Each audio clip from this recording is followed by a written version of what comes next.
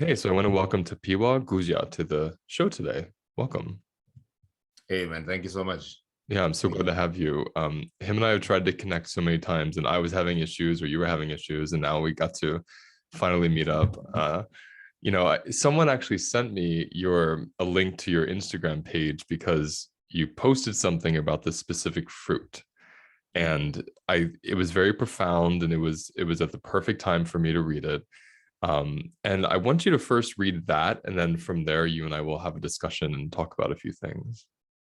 Sure thing, sounds good. Let me get into it. So just a little description. It's a little wild fruit from Zimbabwe called tsuvu. And I'm going to be talking about that. This is a fruit called tsuvu. It's an absolute classic flavor of my childhood and it's made an appearance on the menu this week. But I'm actually here to talk a little bit about names, specifically the colonial habit of naming things from the continent and indeed wherever they went in inconsiderate and destructive ways. The English name for tsuvu is smelly berry finger leaf. There's also another delicious chewy fruit called matoe, or African chewing gum, or snot apple. Matamba fruit are called monkey oranges, and of course impepo is called African sage, when in fact there are numerous true sages on the continent that are actually related to North American sage. Impepo has nothing to do with sage. A few issues at hand here. It is difficult to see value in things that have been taken out of their context and are categorized using dismissive and diminutive language. It's also difficult to be seen as distinct peoples and cultures with their own stories when you're always being compared and approximated to someone or something else. We have names, languages, dialects, technologies, musical instruments, art movements, that are in fact predecessors to the very things European sentiment uses as a benchmark against us. Always inadequately approximating entire civilizations against some ideal that we have no business aspiring to. I am not a fan of this sort of reductive thinking. On the continent, we've made great efforts in learning and embracing other languages and cultures, forced upon us at times, pronouncing very unnatural sounds to our own context and navigating the complex world of loose versus lewd versus nude versus brood versus blood, and on and on. I look forward to the day I don't have to proudly preach about African ice cream and instead can move beyond the concept entirely and just sell ice cream that makes sense in this place. The day I can just call tsuvu by its name and not have to rely on an English or French descriptor or some such other inadequacy. So powerful. I mean, there's so much there that I want to talk to you about because I read that right as I was really understanding colonialism in a new way, right? Mm-hmm. And what I was really understanding, one branch, because there's so many branches of it, is in the naming of things. And and in the habit of naming things based on your own, just like you said, like a reductive perception compared to how the being itself wants to be called, right? Or how the indigenous people of that land have related to that being, this fruit in this case, for so many thousands of years. And so when I read that, I thought this is so precisely written about this exact branch. I thought it'd be really helpful to talk about it on this podcast because you're essentially using IceCream to teach about African heritage, are you not? Like, tell me about that. Tell me that part first. Like, how did you even decide to do that? That's so amazing. So I don't know about your own sort of life journey, but I always find life tends to happen if you're paying attention for moments, right? If you're looking out for things, not because you're planning, but you're keeping an open mind and things show up. Like you're saying with this very piece, it showed up in a moment when you're being thoughtful about a particular thing. So the ice cream, I used to make ice cream for myself just for the fun of it. And I did that for about 8 years prior to starting the company. And I was doing it purely for the love of dessert. And I was exploring a lot of different flavors from around the world and leaning heavily into the Mediterranean and Southeast Asia and a bit of South America as well. Until one day, after a few different sort of like significant moments, my grandmother passing away, I went to Indonesia for a little holiday. And re-examining my life at the time, I realized I was doing something that wasn't really fulfilling my life anymore. And that was my life as a scientific researcher. So I wanted a change of place, change of pace. And I decided I'm going to open an ice cream company with the intention of selling interesting flavors, but definitely flavors that are not from the continent. I knew I was going to be doing more of the same because that was a comfort zone. And I knew the thing that will set me apart, maybe I'm a Black business owner selling ice cream. You know, that was the angle initially. Then I started trying to find little gimmicks, or maybe I do like cocktail-based ice creams or fermented ice creams or like savory ice creams. And none of it was really hitting the spot and it wasn't doing anything for me. Until one day I was in a Zimbabwean restaurant, just getting some food. And I saw some snacks from home. And that's when I thought, what if I put some of these into ice cream? What would happen then? And bought a bunch of different things, 5 different ingredients, went home, made ice cream immediately. And then when I tasted it, I then realized, oh, wow, this is what ice cream is meant to taste like, considering where I live. And that was that moment where almost like if you're writing like the movie, this is like when the tone is like this sort of triumphant music playing, like excitement all slides into place. That was the first moment where I realized what I was doing had shifted. It's just gorgeous because what I love. So I want to first ask, you said you made it just out of pleasure. You didn't study how to make ice cream. You just kind of developed it yourself. Yeah, so I was watching, I think, MasterChef Australia many years ago, I think 2010. And I saw them making ice cream using dry ice. And because I was working in a scientific lab, we had access to liquid nitrogen and dry ice. I was like, oh, I've never had an ice cream churner, but now that I know I can do this, let me try and make some ice cream. Oh, cool. Googled a few different recipes and then just went for it. And because I'm a scientist, a recipe is just another scientific protocol to follow. Right, of course. And the curiosity of an experiment, all those things seem very natural, right? Just for the science mind. What I love about it is that, so you had this epiphany, like you're enjoying making ice cream. Then you have this epiphany that says, oh, I'm going to use, traditional foods, right, in these ice cream flavors. And then where did it jump into? And then I'm going to use this as a platform to teach people about our heritage, people part of the heritage, people not part of the heritage. Like, where did that shift into education and a platform for teaching? So again, a very sort of organic transition. The first thing that was critical here, I started doing little pop-up events, like little tasting menus. And the very first one that I did, it was 9 different courses of ice cream alone, with a few little like toppings and sugar cones, that kind of thing. And it was 9 different flavors from Zimbabwe specifically. And I did it in South Africa. There's something called Heritage Month. So the month of September, people make an effort to dress in their heritage clothing, and food and other things are celebrated. And it was about 20 different guests, some of them South Africans, Zimbabweans, Nigerians, Kenyans. It was a mix of people from around the continent mostly. And what I noticed in that tasting experience, I was doing a worse job than the guests at educating the space. I was like, oh, this is a fruit from Zimbabwe, or this is a dish from Zimbabwe. I love it because blah, blah, blah. The moment I left the serving area to go back to the kitchen, is the Zimbabweans when I was like, actually, he's made it this way. In my context, would make it that way.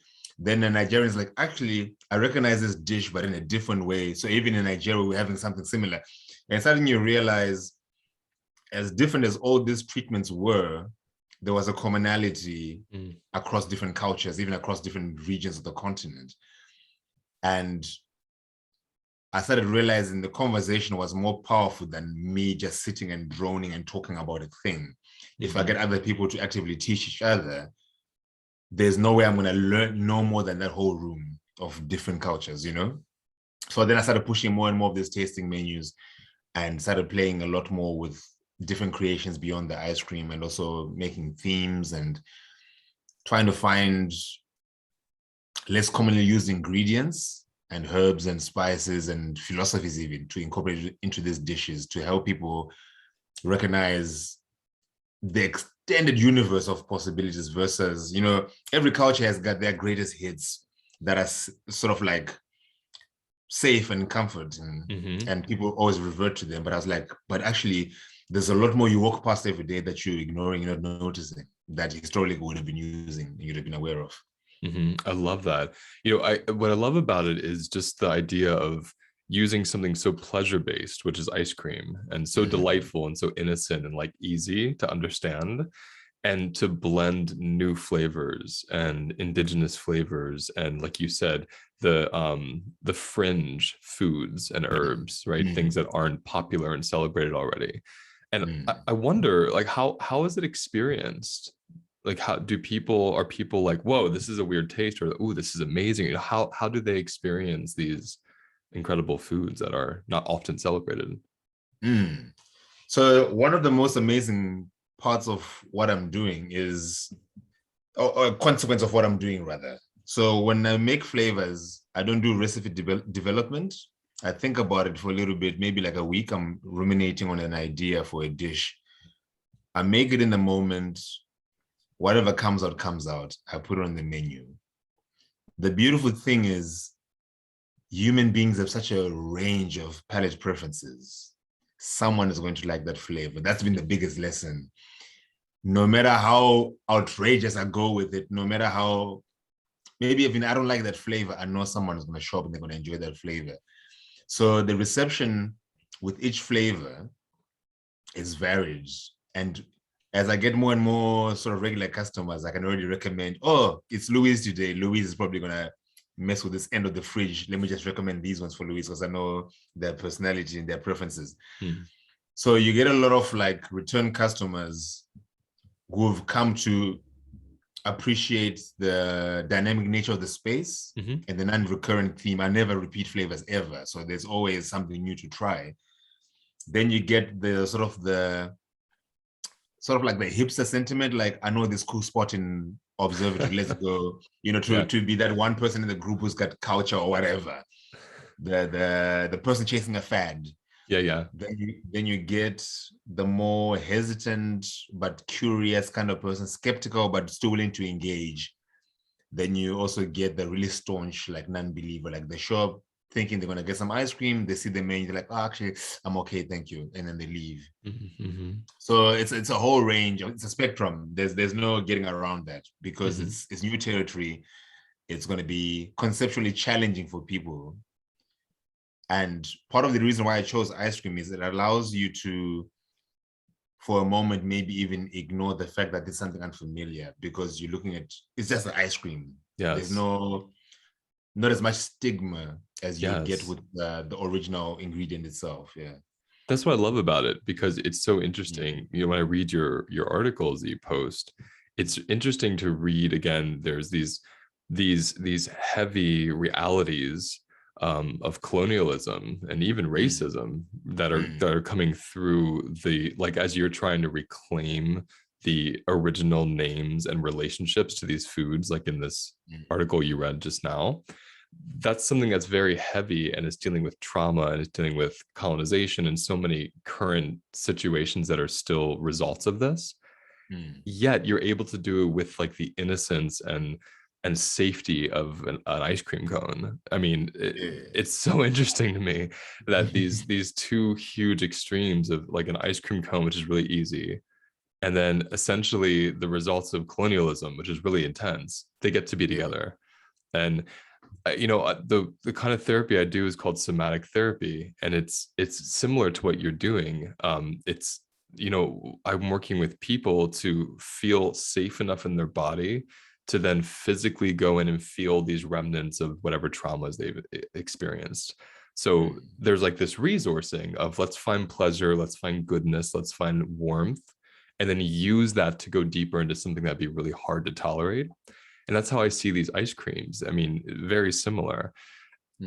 So I want to kind of turn the conversation now to like cultural trauma and healing cultural trauma. And what's your personal experience just as an individual? Where are you from in Africa? Is it Zimbabwe, you said? Yes. So you're from Zimbabwe. And what's your experience from that land with culture being challenged, or colonialism or racism? Like, what's your experience that intersects in this work you're doing now? It's actually an interesting sort of turning point. Me living in South Africa now was necessary for me to recognize some of the things that happened as a kid that I never took note of. Because South Africa, in a lot of ways, mirrors America and the Black experience in America and South Africa, very similar in different ways. And for most of my childhood, I was around predominantly Black people in Black spaces, but my family is very mixed. So I have a lot of British, European family. My step parents are both white. I've got cousins who are of mixed ancestry because some part is Zimbabwe, some part is British. And I remember growing up in a world that wasn't overtly like racist, but I remember feeling like whiteness is superior. I remember feeling Black ingredients or local ingredients, like struggle foods. They're not for a sophisticated person, and aspirations of eating better, and like taking like home cooked leftovers to school versus other kids eating like a ham and cheese. There was definitely a contrast and an othering within that experience as well.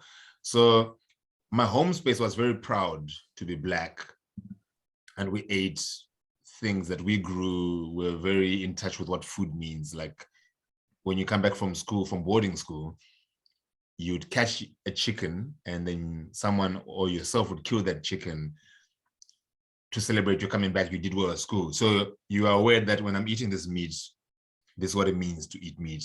I know someone took care of this for like 6 months, feeding it every single day and all these other things. So the home space was very food centered and also very food proud.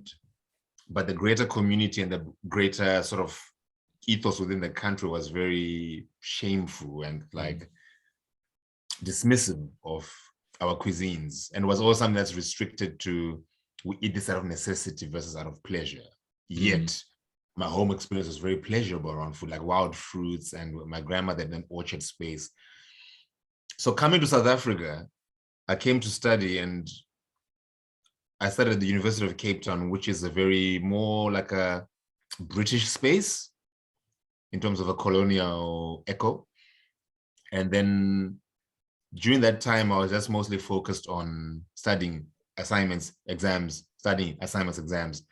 So I never really introspected about the South African experience. But then when I moved to a place called Stellenbosch, which is predominantly an Afrikaans or sort of Dutch colonial backdrop, it lined up with me finally having some time to think about things bigger than myself, and also recognizing the injustice in the space that's a lot more prevalent than it would be at UCT, or a little more visible rather.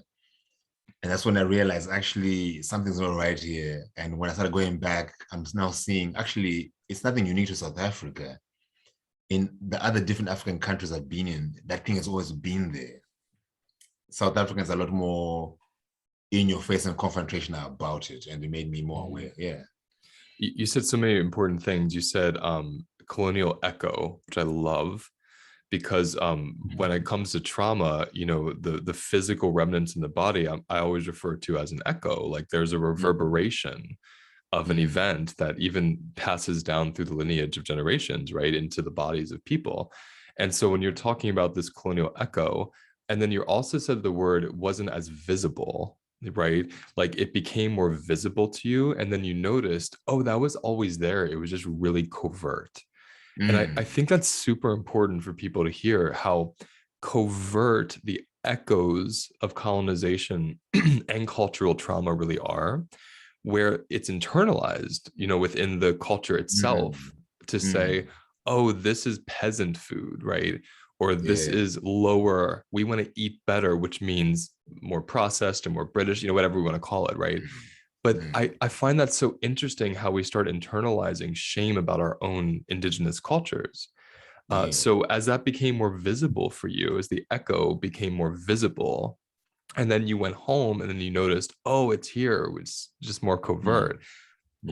How did you start, like, how did that shift something in you personally? Like, what did that mean to you to notice, I grew up in this beautiful Black space, And there was this undercurrent of this internalized shame happening around me. Like, how'd that show Mm. up in you, if it did? So this then became part of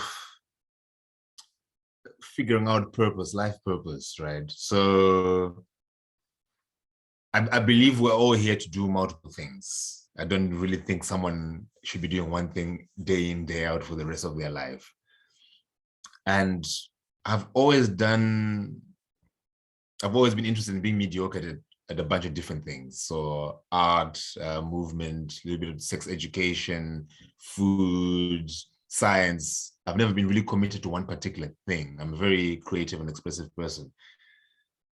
And so what happened in making all these connections, even like struggling with the institutional racism at Stellenbosch and struggling with my own identity, complications, all these other things, what became clear is I have chosen a life that looks a certain way. So I have no intentions of getting married. I have no intentions of having children. My parents don't require me to support them financially. I don't have any other dependents of any sort, really. What I realized is all the things that I've been doing all along were setting up a purpose. And that purpose is, how do I help heal some of that trauma, some of that destroyed esteem for the continent, right? And recognizing that actually part of it is saying, oh, I'm Zimbabwean, but actually Zimbabwean as a concept, or South Africa as a concept, is because of borders that were created by colonial efforts. So actually, Yes. I'm from this continent, regardless of where you will find me on the continent. And beyond that, I'm from this planet. So I set out to figure out how can we restore some of that damage, heal some of those souls or spirits and minds, because I can do that at no personal cost to myself. There's some cost, but there are no real consequences beyond me. If anything fails, if it's destructive, if the burden becomes too far, the real victim, in quotes, there would be me. So if someone in my position, I've got such a level of privilege, I'm educated, whatever that means.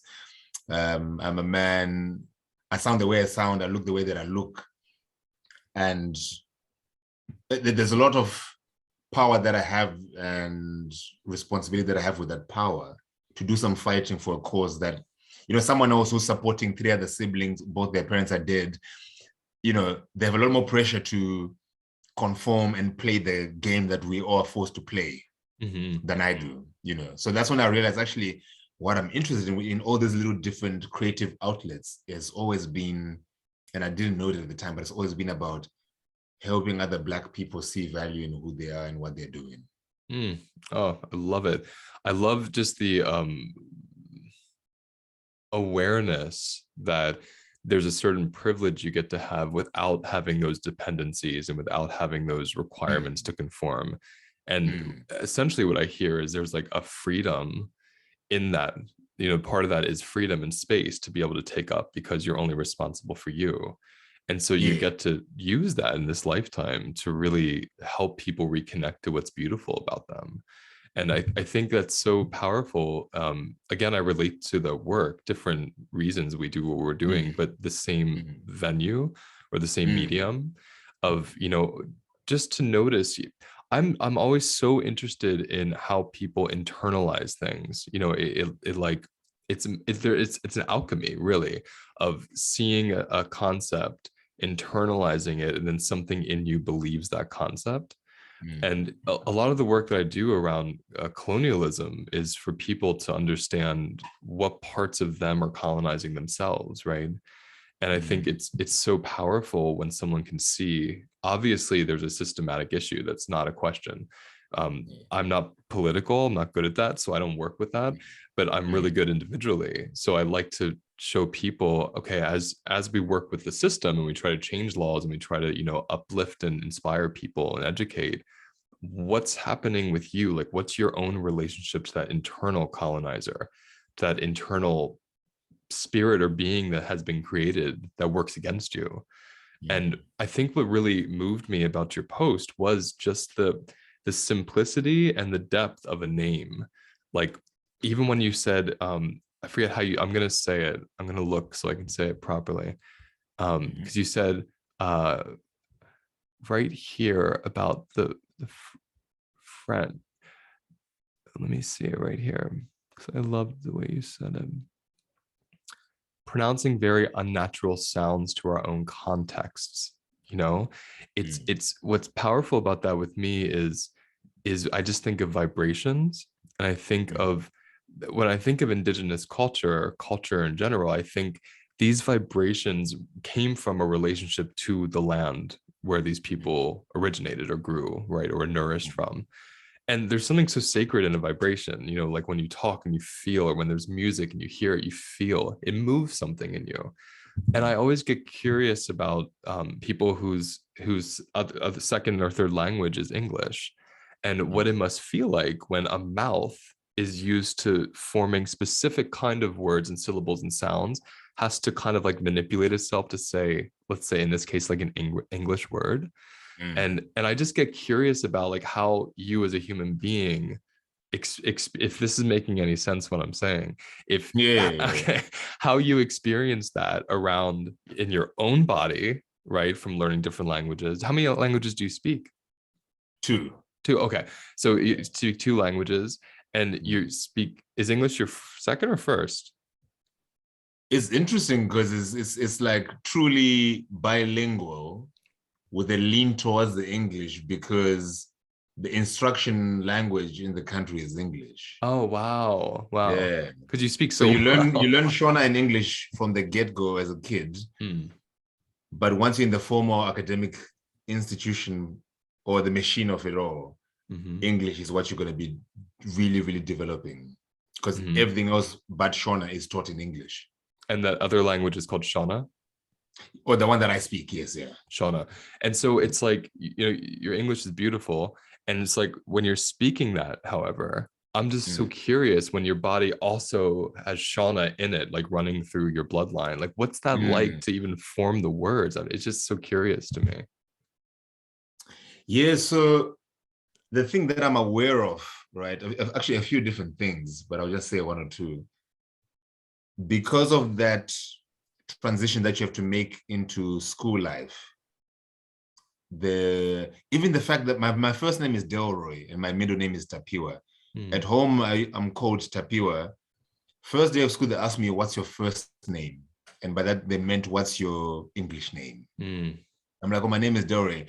From that day, I became Delroy for the rest of my academic career until I left university and I officially decided to change to my Shona name. So alone, the school system is already telling you this is not who you are. This is who you are. This British version. That's who we accept here. And then eventually there was, I think growing up consuming a lot of American culture on TV and in music, there's also an aspirational aspect of trying to be more Black American. So you start talking with a bit of an American accent or dressing in a similar fashion and like trying to access Blackness that looks like that mm, because it's a better kind of Blackness than one we have. So you start becoming ashamed of even speaking Shona in general, even at home. mm, You know, like when you're in that teenage phase, you're like, no, I don't speak that, you know. Even now you start rebelling against the diet as well. I don't eat that anymore. Can we do burgers or whatever? And so for a while, and this happens to a lot of people, I know from a Zimbabwean context for sure, I don't know about other countries. At some point, some of us lost our ability to actually speak Shona properly. And some of us lost our ability to write in Shona. And I remember reconnecting with that maybe 5, 6 years ago and making more effort to send texts in Shona to my other Shona speaking people and practicing it whenever I meet a Zimbabwean who speaks Shona, just speak more and more and more of it. And I used to have to ask, what's that word again? What's that word again? What's that word again? mhm, Because it was gone. It was like almost non-existent because I'd spent so many years in South Africa as well and only relying on English. So I didn't even learn the South African language either. mhm, So you end up thinking automatically in English. It's not even uncomfortable. You like sink into that groove. Mm-hmm. And then you find yourself struggling with your own language. And now I'm way better at it now, and I can speak in my own language nonstop and have no problem with it. But even that's still quite loaded, because Shona as a language and as a classification system is a colonial remnant as well. So we have a few different tribes, 16 that are recognized nationally, but it's way more than 16. Mm-hmm. Of the 16, 15 were all just lumped into Shona. So Shona is not a name that came from within the system. It's a name that was created to describe a group of people, and the other group were Ndebele people. And the Ndebele people came from South Africa into Zimbabwe. So it's a very distinct language difference compared to the other Zimbabwean languages that were there prior. So even the fact that I speak Shona means I've lost my own language, which is Chikore-kore. Because they took some aspects of Chikore-kore, some aspects of Chindau, some aspects of Chisezuru and Chinyanja, whatever, and made this amalgamation. It's like sort of like, not pidgin. In South Africa, something called Fanigalo, where it's like miners from different parts of the country and different parts of the continent came together into one place, and they made their own kind of Esperanto version of a language. It's kind of like that, where the original language don't exist anymore because this one dominant thing came in and just like shut everything else down. Yeah. See, that's so important, because again, when we think about the echo of cultural trauma from colonization, it's like if we go back to the berry, Tsufu, tell me how to pronounce Tsufu? Tsufu. So if we think of like Tsufu, and we think about the sound, the feeling, and the heart that it makes, even when you say that native name, and then when you hear the English smelly berry leaf, right? Yeah. I mean, like two different worlds. It's like not even the same creature anymore. And I think it's just such a good example of how when you're speaking about another culture through the tongue of the opposite culture, again, these references are perceptions based on value, essentially, right? Like in this case, this fruit, that name brings it of a low and shameful value. Whereas the other name, Tsuvu, is there a meaning you can translate into that, or is that just the name? No, this one is just the name of the thing. We have some other fruits that have a translation kind of thing, but this one is just, it is what it is. Yeah. It is what it is. And I think it's so profound to understand that in this modern day, these words that we might use to describe other cultures, how they originated, like what kind of mind created that term. In this case, it was a mind that was looking down on that culture. And so then, like you said, growing up, even like as a teenager, there's this rebellious phase where you're not necessarily rebelling against your parents, you're actually rebelling against your culture. And that's so, I mean, that's so important, I just think, for people to hear and understand. It's mind-blowing. The other day, 2 days ago, I was having a conversation about the etymology of this one particular word. So Southern and Eastern Africa, white people are normally called Murungu or Mulungu or Mzungu, some kind of variation of a word that sounds like that. And I'm researching the etymology of this word, and I'm discovering so many interesting facets to it. So for one of the prevalent meanings is God. That word means God. Wow. And is God in whatever context that tribe is about. So not God in the Christian sense. And the other meaning is also the aimless wanderer. Like if I say Unedzungu, it means you like dizzy, like spinning out. You don't know what you're doing. You're kind of just like flapping in the breeze. And that was also used to describe white people as explorers. They're just like going from place to place, like not really understanding what they're doing. Like, look at these crazy, dizzy fools, right? But, and so that word can be a pejorative, depending on how I say it. But it can also mean provider, because God was the provider, and then whiteness became the provider under enslavement conditions, indentured labor conditions. And to this day, if someone is your boss, you would call them Murungu or Mzungu or Mulungu. regardless of their race, because it's the exalted one, it's the one above me who's providing safety and financial success, whatever the case may be, right? And that name at some point then became like an aspirational word. So even white people insisted on being called Murungu because of the connotation to God, and the other dizzy aspects of were washed away. And even our name for God then changed. So you won't find a person saying Murungu and they mean God, don't mean a white person. But then when you think back, we have a word like Vasinamavi. Vasinamavi means the people without knees, because the first people who showed up on the continent would have been men wearing long pants, right? So we wouldn't have seen the knees. So that's one sort of neutral description.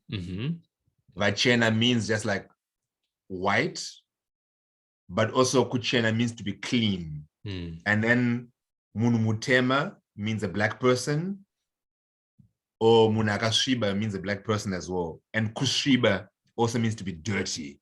So clean and whiteness, dirty and blackness. And then like the last word, I just want to share this last thought. The more sort of revolutionary word, I suppose, is Vapambiwe Pfumi. It means the plunder of wealth.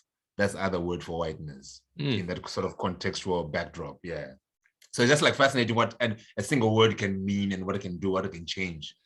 I think it's extremely important and fascinating, and I'm so glad you shared all those, because one thing that I teach people is the biology of thought and belief, and how belief and value and the way we perceive something within a nanosecond changes our chemistry. So when you speak a word, the lineage of that word literally changes you. It can create adrenaline, it can create like oxytocin, make you feel really happy, right? It does that. So there's this, right? So there's this like added layer, not just like the intellectual meaning, but there's this whole biochemical somatic meaning that says, when I say tsufu, I feel something. When I say smelly berry leaf, I feel a completely different experience in my body. That's powerful. And that's part of the subconscious echo. And what do we want to say? Like continuation, perpetuation of, cultural trauma from colonialism. And so I've really enjoyed this discussion. Like I would love to have you back and talk more about this, because I have a feeling you know so much more that we can talk about, that I just like skimmed the surface today with you. But I appreciate your heart and your mind and the work you're doing, and the ease in which you speak about these really triggering topics for a lot of people. It's easy to talk to you about it. It can be really hard, right? It can be painful. I love how you move through it with such grace and creativity. It's really beautiful. Do you have a way people can find you? Is there any way you want to tell us, like how to find your work, or how to, if you're traveling to South Africa? I have a lot of African listeners. If someone travels to South Africa, perhaps. Oh, fantastic. Yeah. Where are you located, your shop? So the physical location is in Observatory, Cape Town. The nice thing about what I'm doing is if you just Google African ice cream, I'm the only one who comes up. That's a nice, sad irony of it all, right? Oh, yeah. Which is what I'm trying to change. But the website is tapitapi.co.za, so TAPI. And the other social media platform I'm most active on is Instagram. So _TAPI_TAPI. That's where you, like the post you're talking about, that's where you find all those kind of musings and thoughts and rambles. Yeah. I love them. I look really forward. I'll be reaching out again in the future, and we can collaborate more in some way, because I think the work you do is really valuable, and I'd just love to share more of it. Thank you very much. And actually, I think it would be good to have our own little conversation. There's a lot you've said now that I'm already thinking, but I want to think about it some more. But you say a lot of powerful things, and it's so sort of, it's wonderful when I catch myself wanting to learn about the host or the interviewer and what they have to say, because the reality is I've done so many interviews and conversations and talks and podcasts, blah, blah, blah, blah, blah, blah. not to brag, but as a reality of what I've done. And people stop at the very predictable questions. And it's hard for me to show up. So I only showed up because I've seen what you speak on and what you do as well. So thank you so much for that as well, for sharing your own perspective and bring a very unique experience to the conversation. Oh, I'm so glad. And I would love to, yeah, we'll just have a nice conversation, just you and I off air, just to like muse a little bit and learn some more. That'd be fun. I'll reach out. Okay, my friend, you take good care. Thank you so much. To Louis. Thanks, man. Bye-bye.